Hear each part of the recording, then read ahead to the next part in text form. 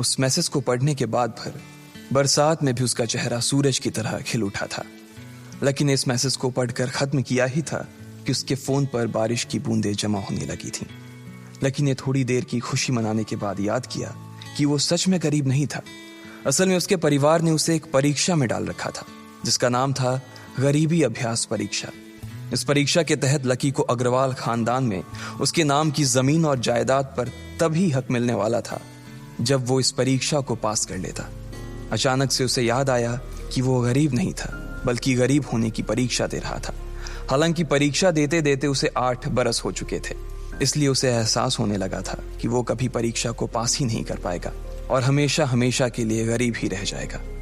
अच्छा हुआ चली गई, अब मिलना कभी। लकी ने होटल की तीसरी मंजिल की ओर देखा और पानी के अंदर ही अपना पैर पटक दिया। वो डिंपल को कोस रहा था। उसने अपनी मोटरसाइकिल उठाई और फिर से चमन मेडिकल स्टोर जाने के लिए मुड़ने लगा। अगले दिन जब लकी की आंख खुली तो वो सीधा उठा और तैयार होकर शहर के सबसे बड़े बैंक न्यू सिटी बैंक पहुंच गया। न्यू सिटी बैंक न सिर्फ शहर का सबसे बड़ा बैंक था बल्कि वो सबसे अमीर बैंक भी था। वहां पर शहर के सबसे अमीर लोगों के ही पैसे जमा किए जाते थे। लकी वहां पैसे को निकलवाने के लिए जा रहा था। New city bank south Delhi में बसा हुआ था और उसके दरवाजे के बाहर महंगी से महंगी गाड़ी खड़ी थी। भाई, अब इसमें से कौन सी नई गाड़ी लेगा, लकी ने मन ही मन सोचा। उसे यकीन नहीं हो रहा था कि कल तक तो वो एक मोटरसाइकिल तक नहीं खरीद पा रहा था और आज वो एक कार, और वो भी इतनी महंगी कार खरीदने की सोच रहा था। फिर उसने अपनी नजर गाड़ी पर से हटाई और बैंक के अंदर जाने लगा। उसने देखा कि बाहर बहुत भीड़ थी और महंगे से महंगे कपड़े पहने लोग बैंक के अंदर जा रहे थे। कहाँ दवाओं की बदबू और कहाँ ये खुशबू। उसने एक बहुत ही गहरी सांस के अंदर ज्यादा से ज्यादा खुशबू को समेटने की कोशिश करते हुए अपने मन में सोचा, लेकिन अगले ही पल उसके मन में संकोच पैदा हो गया था। रातों रात लकी की किस्मत तो बदल गई थी, लेकिन उसके कपड़े नहीं बदल पाए थे। इतने बड़े बैंक में वो वही कपड़े पहनकर आ गया था जो वो अक्सर अपने काम पर पहनकर जाता था। पैसे लेते ही ना सबसे पहले नए कपड़े खरीदने हैं, लकी ने अपने आप से कहा और फिर बैंक के अंदर दाखिल होने लगा। जैसे ही उसने दरवाजे को धक्का दिया, उसे आवाज आई, आउच! लकी थोड़ा सा हड़बड़ी में दिखाई दे रहा था और इस जल्दबाजी के चक्कर में वो एक लंबे बाल वाली लड़की से जा टकराया था जो कि उसके बगल में ही चल रही थी। माफ करना, मैं आपको देख नहीं पाया, सॉरी। लकी ने तुरंत उससे हाथ जोड़कर माफी मांगते हुए कहा। उस लड़की ने इतने अच्छे कपड़े पहन रखे थे कि उसे देखकर ही लग रहा था कि वो किसी अमीर घराने की लड़की थी, इसलिए सॉरी बोलते वक्त ना चाहते हुए भी लकी के हाथ उसके सामने जुड़ गए थे। लेकिन जब उस लड़की ने लकी के कपड़े और उसके हुलिये को देखा तो उसने अपनी नाक भौं सिकोड़ ली। वो लगभग हर रोज इस बैंक में आया और जाया करती थी, लेकिन उसने आज तक इस बैंक के अंदर लकी जैसे फटीचर आदमी को घुसते हुए नहीं देखा था। उसके बालों में से आंवले के तेल की गंध आ रही थी। उसने गुस्से भरी नजरों से लकी की ओर देखा और बोली, क्यों नहीं देख पाए? मैं क्या ट्रांसपेरेंट हूं? तुम्हें इतनी बड़ी लड़की दिखाई नहीं देती? इससे पहले कि बात आगे बढ़ती, उस लड़की ने देखा कि इस बैंक की मैनेजर यास्मीन पटेल उन दोनों की ओर बढ़ी चली आ रही है। उसने भी लकी को देखकर वैसी ही शक्ल बनाई थी जैसी शक्ल उस लंबी लड़की ने बनाई थी। I am so sorry miss, आपको कहीं लगी तो नहीं? यास्मीन ने उस लड़की से पूछा और फिर घिन्न भरी नजरों से लकी की ओर देखने लगी। लकी तमतमाती आंखों से उन दोनों को देखा जा रहा था। वो जानता था कि उसने इतनी जोर से भी दरवाजा नहीं खोला कि उसे चोट लग जाए, लेकिन असल में उसे यह मालूम नहीं था कि वो लोग उसे नहीं बल्कि उसके कपड़े को देख रहे थे। यास्मीन ने लकी को ऊपर से नीचे तक देखा और ना जाने उसके मन में क्यों शक पैदा हो गया। क्या आप मुझे बता सकते हैं कि आप यहाँ पर किस काम से आए हैं? यास्मीन ने बड़ी मुश्किल से अपने चेहरे पर एक मुस्कान लाते हुए कहा। वो उसका हुलिया देखकर ही समझ गई थी कि वो यहाँ का कस्टमर तो नहीं था। लकी ने अपने आप को संभाला और कहा, हाँ, वो मैं अपना पैसा निकलवाने के लिए आया था। पैसे निकलवाने के लिए आए हो? यास्मीन ने लकी की बात को ही दोहराते हुए कहा। वैसे तो वो लकी की बात पर जोर से हंसना चाहती थी, लेकिन उसने अपने आप को थोड़ा सा काबू में कर लिया था। लकी की बात सुनकर उसे लग रहा था कि वो कोई पागल था जो यहाँ जबरदस्ती घुसा चला आ रहा था। हाँ, तो क्या आपके पास कार्ड है? यास्मीन ने उससे आगे पूछा। न्यू सिटी बैंक का कार्ड हासिल करना एक बहुत ही मुश्किल भरा काम था। अगर किसी को भी उस बैंक का कार्ड लेना था तो सबसे पहले उस आदमी को अपने खाते में कम से कम 5 लाख रुपए जमा करवा कर रखने पड़ते थे, तब जाकर उसे कहीं कार्ड मिलता था। लेकिन लकी तो पहली बार ही यहाँ आ रहा था इसलिए उसके पास कार्ड होने की कोई संभावना ही नहीं थी। लकी जब यास्मीन के सवाल का जवाब नहीं दे पाया तो यास्मीन ने फिर उससे पूछा, मैं पूछ रही हूं कि आपके पास कार्ड है? वो समझ गई थी कि लकी पागल ही था जो कहीं से भागकर सीधा उनके बैंक में आ गया था। कार्ड नहीं मेरे पास। लकी ने उसके सवाल का जवाब दिया और वो फिर इधर उधर देखने लगा। जैसे ही उस लंबे बालों वाली लड़की ने लकी का जवाब सुना तो वो खिलखिलाकर हंस पड़ी। यास्मीन को तो सिर्फ लग रहा था कि वो पागल है, लेकिन वो लड़की तो अपने मन में मान चुकी थी कि यह लड़का कोई पागल ही है जो कहीं झोपड़ पट्टी से यहाँ आ गया है। इससे पहले कि आगे कोई कुछ कह पाता, उस लंबे बालों वाली लड़की के पिता वहां आ गए और बोले, चलो बेटी। उनके हाथों में कुछ कागजात थे। लकी ने देखा कि उन्होंने महंगा सा सूट पहन रखा था। उस लड़की ने यास्मीन के दोनों हाथों को पकड़ा और बोली, यास्मीन देखो, अगर इस तरह के सड़क छाप लोग तुम्हारे बैंक में ऐसे ही घुसते चले आए ना और बाकी कस्टमर्स को परेशान करने लगे तो तुम्हारे बैंक की इमेज और उसके शेयर्स दोनों को काफी नुकसान होगा। एक मैनेजर होने के नाते तुम्हें इन सब चीजों का ध्यान रखना चाहिए। मुझे उम्मीद है कि आगे मेरे साथ ऐसा कुछ नहीं होगा, उस लड़की ने कहा और अपने पिता के साथ बैंक के बाहर चली गई। अपना ध्यान रखना कोयल मैडम, मैनेजर ने उसकी गाड़ी तक छोड़ने के लिए आते हुए कहा। आज तो वो बाल बाल बच गई थी। कोयल और उसके पिता इस बैंक के सबसे पुराने और सबसे वफादार कस्टमर्स थे। अगर आज यास्मीन उन्हें नाराज कर देती और वो उसके बैंक से अपना खाता बंद करवा देते तो शायद यास्मीन की नौकरी तक जा सकती थी।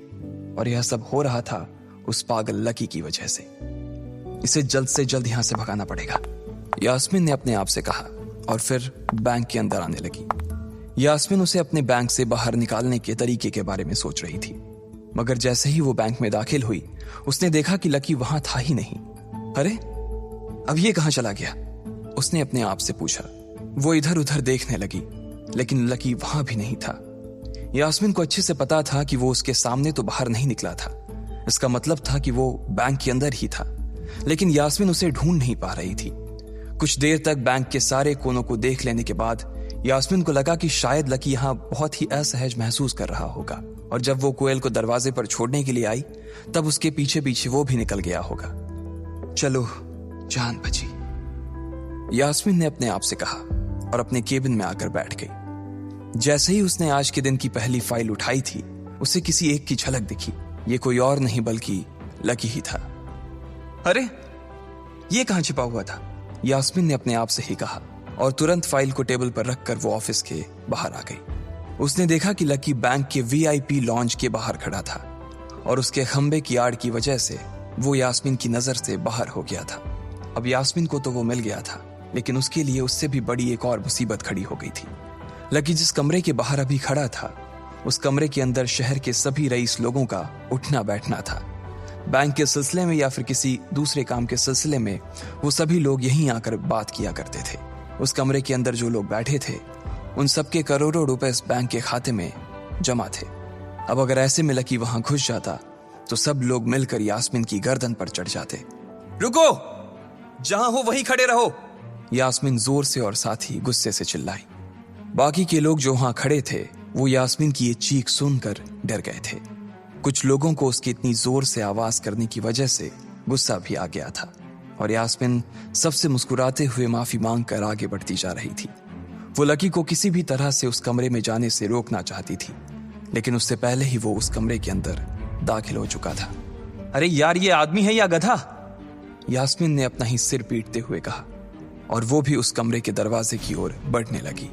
उसने उस कमरे का दरवाजा खोलने की कोशिश की लेकिन वो अंदर से लॉक हो गया था। बाप रे, ये कैसा आदमी है, बिना परमिशन के अंदर घुसा तो घुसा लेकिन दरवाजा भी अंदर से बंद कर लिया। अब यास्मीन की सांसें फूलती जा रही थी, उसे बहुत डर लग रहा था। उसका जी यह सोचकर घबराए जा रहा था कि ना जाने अंदर लकी और उस रिलेशन मैनेजर के बीच क्या हो रहा होगा। इधर जैसे ही लकी कमरे में दाखिल हुआ वहां का कस्टमर रिलेशन मैनेजर जो कि सोफे पर फैला हुआ था वो उसे देखते ही अचानक सीधा बैठ गया। हेलो सर, कैसे हैं आप? उसके मुंह से बिना लकी को देखते हुए ये शब्द निकले। उसे याद था कि इस कमरे में कुछ खास लोग ही आते थे और जो भी आते थे यास्मीन उनके आने की खबर उसे पहले ही दे देती थी, लेकिन इस वक्त जो आदमी उसके सामने खड़ा था उसे देखते ही वो अपनी जगह पर जम गया था। ना तो वो कहीं से भी वीआईपी लग रहा था और ना ही वो उसका कोई रिश्तेदार था। कौन हो भाई तुम, क्या चाहिए तुम्हें? उस मैनेजर ने 20 साल के जवान लड़के को देखते हुए कहा, मैं यहाँ अपना पैसा लेने आया हूँ। लकी ने सीधे मुद्दे की बात को मैनेजर के सामने रखते हुए कहा, तुम्हारे पास हमारा सुप्रीम कार्ड है? मैनेजर ने उससे ऊपर से नीचे तक देखा और पूछा, नहीं मेरे पास कोई कार्ड नहीं है। लकी ने कहा, तो फिर हम तुम्हें कोई पैसा नहीं दे सकते, चलो अभी दरवाजा खोलो और सीधा बाहर निकलो। मैनेजर ने कहा और सोफे पर से उठ गया। नहीं, मैं अपना पैसा लिए बिना नहीं जाऊंगा यहां से। लकी भी जिद पर अड़ गया। अरे बोला ना, बिना कार्ड वाले को पैसा नहीं मिलता है, और वो भी पैसा होगा तब तो मिलेगा ना। मैनेजर ने उसके करीब आते हुए कहा, अरे पैसा है तभी तो निकालने आया हूं सर। लकी ने कहा, देख फालतू की बहस मत कर सुबह सुबह, वरना मैं सिक्योरिटी को बुला लूंगा तो वो लोग मार मार कर बाहर निकालेंगे तुझे। लकी यह सुनकर घबरा गया था। मैनेजर के चेहरे का गुस्सा उसे साफ नजर आ रहा था, लेकिन ऐसा भी नहीं था कि वो झूठ बोल रहा था। भले ही उसके पास कार्ड नहीं था, लेकिन इसका मतलब ये नहीं था कि वो अग्रवाल खानदान का लड़का नहीं था। जैसे जैसे मैनेजर उसकी ओर बढ़ता चला जा रहा था, लकी का डर भी बढ़ता जा रहा था। मैनेजर को लग रहा था कि वो कोई संकी था और वो उसे धक्का मारकर बाहर निकालने के लिए आगे बढ़ ही रहा था कि अचानक घबराए हुए लकी के दिमाग में एक आइडिया आया। फिंगरप्रिंट! उसने अपना अंगूठा कमरे में मौजूद उस मैनेजर के सामने उठाते हुए कहा। फिंगरप्रिंट? कौन सा फिंगरप्रिंट? मैनेजर ने चौंकते हुए पूछा। अरे आपने कहा ना कि आपको कार्ड चाहिए, पर मेरे पास कार्ड नहीं है, फिंगरप्रिंट है, और मुझे मालूम है कि आपके यहाँ फिंगरप्रिंट से भी पैसे निकलते हैं। यह कहते ही लकी ने एक राहत की सांस ली थी, लेकिन मैनेजर को यह समझ नहीं आ रहा था कि आखिर लकी को फिंगरप्रिंट की जानकारी मिली कैसे। तुम फिंगरप्रिंट यूज करना चाहते हो? मैनेजर ने लकी को घूरते हुए पूछा। लकी की शक्ल और उसका हुलिया मैनेजर के लिए उसकी बातों से मेल नहीं खा रहा था। हाँ, मैं फिंगरप्रिंट यूज करना चाहता हूं सर, लकी ने सीना चौड़ा करते हुए कहा। उसे इस तरह देख तो मैनेजर और भी कंफ्यूज हो गया था। मैनेजर ने सोचा कि उसे एक चांस देना चाहिए, इसलिए उसने लकी को फिंगरप्रिंट इस्तेमाल करने की इजाजत दे दी थी। वो अपनी टेबल के पास गया और उसके दराज में फिंगरप्रिंट वाली मशीन ढूंढने लगा। 2-3 ड्रॉर में झांकने के बाद आखिरकार उसे वो मशीन मिल गई थी। चुपचाप यहां पर अपना अंगूठा लगाओ, मैनेजर ने मशीन को आगे बढ़ाते हुए लकी से कहा। लकी ने अपनी फटी हुई पैंट के पिछले हिस्से में अपना अंगूठा पोंछा और फिर उस मशीन पर लगा दिया। 2 सेकंड बाद मशीन में से एक आवाज आने लगी।